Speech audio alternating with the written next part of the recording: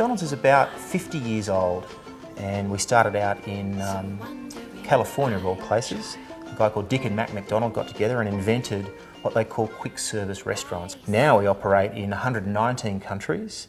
We have 30,000 restaurants globally, and we turn over about $47 billion a year.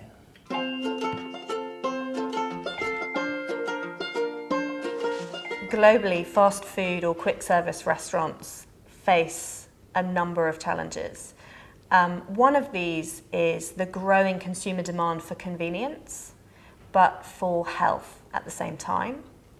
Our task over the next 3 to 5 years is to change what McDonald's stands for.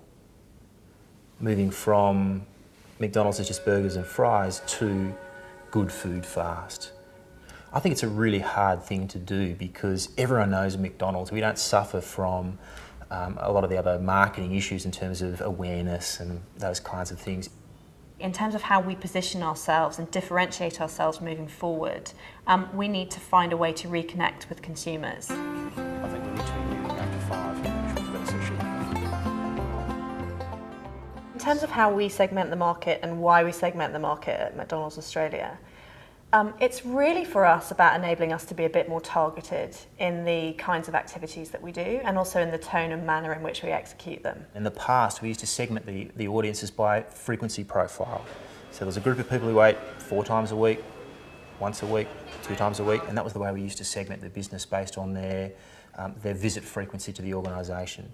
The shift, however, has come about because of this necessity to understand the people that have resistance to the business and understanding why they don't like coming to McDonald's. The primary basis for our segmentation is attitudinal, so it's primarily about how people feel about McDonald's, about quick service restaurants, but also about how they feel on a number of issues, be they environmental, political, etc.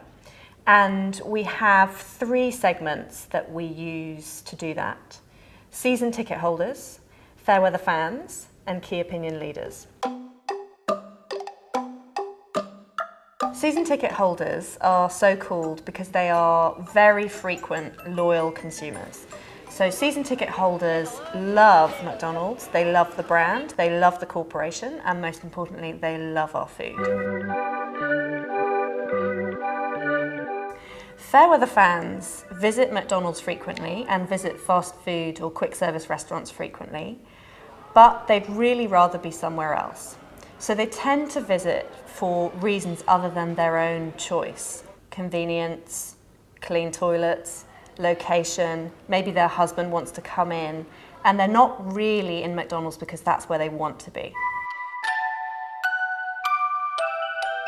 Key opinion leaders are a really interesting segment because they're a very small segment, and they're a segment that we tend to target through our corporate affairs or public relations activity more than through our in-store activity. These are people who are not visiting frequently. In fact, they probably visit very rarely, but they play a very important role in determining public opinion about the company and about the food. I think we need to review after 5 and make sure we've got a session.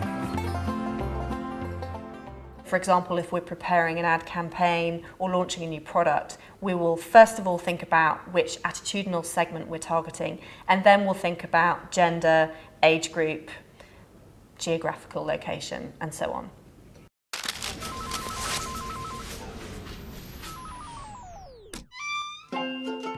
Inner Child was really speaking to both fair weather fans and season ticket holders.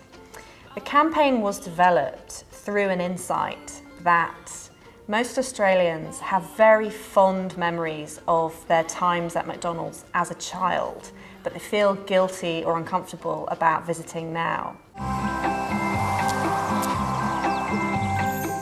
Lighter Options is very much targeted at our fair weather fans, and the objective of the Lighter Options campaign was really to announce to consumers that we have a broad range of 17 lighter choices, each with under 10 grams of fat, so that fair weather fans would recognise that we now have products that appeal to them.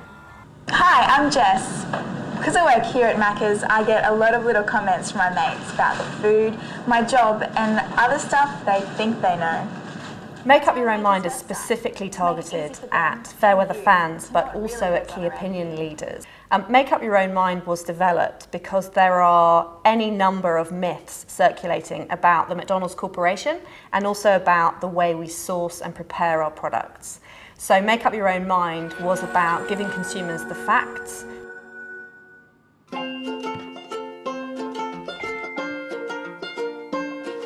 I would envisage that we would keep reviewing, researching and updating that segmentation until such time as it becomes clear it's no longer working for us. But we very much expect it to be a sort of living, breathing tool that we would use ongoing.